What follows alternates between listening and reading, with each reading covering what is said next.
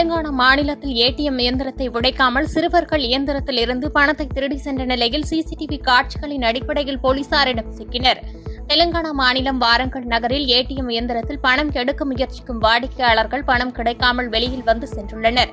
அதன் பிறகு சிறிது நேரம் கழித்து வாடிக்கையாளர்களின் வங்கிக் கணக்கிலிருந்து தங்களது பணம் திருடப்படுவதை அடுத்து வாடிக்கையாளர்கள் வங்கிகளில் புகார் அளித்தனர்.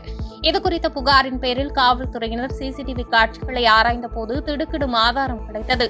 சுபம் என்ற சிறுவன் தனது காதலிக்கு செலவு செய்வதற்காக ஏடிஎம் இயந்திரத்தில் உள்ள பணத்தை கொள்ளையடிக்க திட்டமிட்டு தனது நண்பர்களுடன் ஏடிஎம் இயந்திரத்தை உடைக்காமல் பிளாஸ்டிக் மற்றும் ஃபெவிகால் பயன்படுத்தி கொள்ளையடித்துள்ளார். இதனால் ஏடிஎம்மில் பணம் வெளியே வராமல் இடையில் சிக்கிக் கொள்ளும்.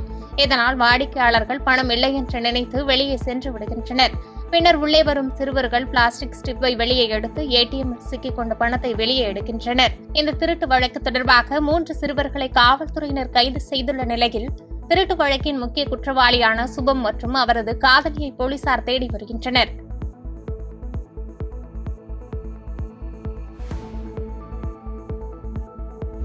திமுக எம்பி தயாநிதி மாறன் மீது கோவை காவல் நிலையத்தில் பதிவு செய்யப்பட்ட வழக்கு சென்னை மத்திய குற்றப்பிரிவுக்கு மாற்றப்பட்டுள்ளது. மத்திய சென்னை திமுக எம்பி தயாநிதி மாறன் மீது வன்கொடுமை தடுப்பு சட்டத்தில் மத்திய குற்றப்பிரிவு போலீசார் வழக்கு பதிவு செய்துள்ளனர். கடந்த 2020ஆம் ஆண்டு முதன்மை செயலாளர் தங்களை தாழ்த்தப்பட்ட மக்களை போன்று நடத்தியதாக தயாநிதி மாறன் பேசியிருந்தார். இதையடுத்து தாழ்த்தப்பட்ட மக்கள் குறித்து அவதூறு கருத்து தெரிவித்ததாக தயாநிதி மாறன் மீது கோவை காவல் நிலையத்தில் வழக்கு பதிவு செய்யப்பட்டது.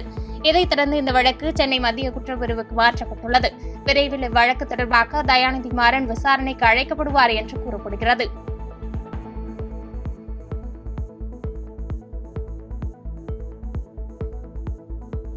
டெல்லியில் வருகின்ற 27ஆம் தேதி நடைபெறவுள்ள நிதி ஆயோக் கூட்டத்தில் முதலமைச்சர் பங்கேற்க வேண்டும் என்று தமிழ் மாநில காங்கிரஸ் தலைவர் ஜி.கே. வாசன் வலியுறுத்தியுள்ளார்.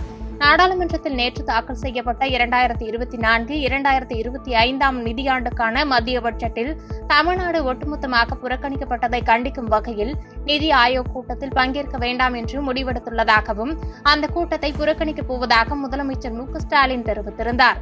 இந்த நிலையில் தமிழக முதலமைச்சர் மத்திய பட்ஜெட்டில் தமிழ்நாடு புறக்கணிப்பு என்று கூறியது ஏற்புடையதல்ல என்றும் இந்த நிலையில் தமிழக முதலமைச்சர் மத்திய பட்ஜெட்டில் தமிழ்நாடு புறக்கணிப்பு என்று கூறியது ஏற்புடையதல்ல என்று தமிழ் மாநில காங்கிரஸ் தலைவர் ஜி.கே. வாசன் கூறியுள்ளார். மேலும் தமிழக முதலமைச்சர் புதுடெல்லியில் நடைபெற இருக்கும் நிதி ஆயோக் கூட்டத்தில் பங்கேற்காமல் புறக்கணிப்பதாக அறிவித்திருப்பது வாக்களித்த மக்களை புறக்கணிப்பது போன்றது. முதலமைச்சர் என்ற முறையில் ஏற்கனவே அறிவித்தபடி நிதி ஆயோக் கூட்டத்தில் பங்கேற்று தமிழ்நாட்டிற்கான நிதி தேவையை கேட்பது அவரது கடமை என்று தெரிவித்துள்ளார்.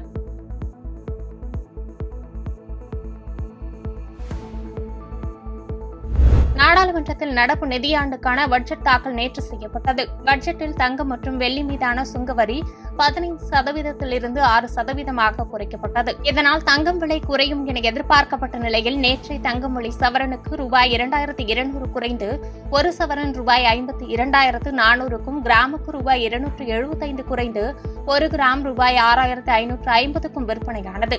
இந்த நிலையில் 2வது நாளாக இன்றும் தங்கம் விலை சவரனுக்கு ரூபாய் 480 குறைந்து ஒரு சவரன் ரூபாய் 51,920க்கும் கிராமுக்கு ரூபாய் 60 குறைந்து ஒரு கிராம் ரூபாய் 6,490க்கும் விற்பனையாகிறது.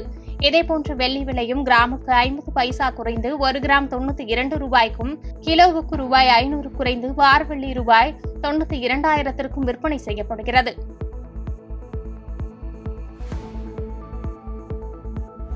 தமிழகத்தின் 3 மாவட்டங்களில் இன்று மிதமான மழைக்கு வாய்ப்புள்ளதாக சென்னை வானிலை ஆய்வு மையம் தெரிவித்துள்ளது. மேற்கு திசை காற்றின் வேக மாறுபாடு காரணமாக தமிழகத்தின் ஓரிரு இடங்களிலும் புதுவை மற்றும் காரைக்கால் பகுதிகளிலும் இன்று இடி மின்னலுடன் கூடிய லேசானது முதல் மிதமான மழை பெய்யக்கூடும் என்று சென்னை வானிலை ஆய்வு மையம் நேற்று தெரிவித்திருந்தது. இந்நிலையில் தமிழகத்தின் 3 மாவட்டங்களில் இன்று மிதமான மழைக்கு வாய்ப்புள்ளதாக தெரிவிக்கப்பட்டுள்ளது. அதன்படி கோவை, திருப்பூர், தேனி ஆகிய மாவட்டங்களில் இன்று மிதமான மழைக்கு வாய்ப்புள்ளதாக தெரிவிக்கப்பட்டுள்ளது.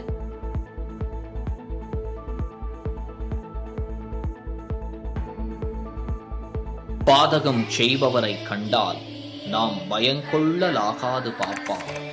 மோதி மிதித்து விடு பாப்பா, அவர் முகத்தில் உமிழ்ந்து விடு பாப்பா. அண்மை செய்திகளை உடனுக்குடன் தெரிந்து கொள்ள இணைந்திருங்கள் இயம்நாடு தொலைக்காட்சியுடன்.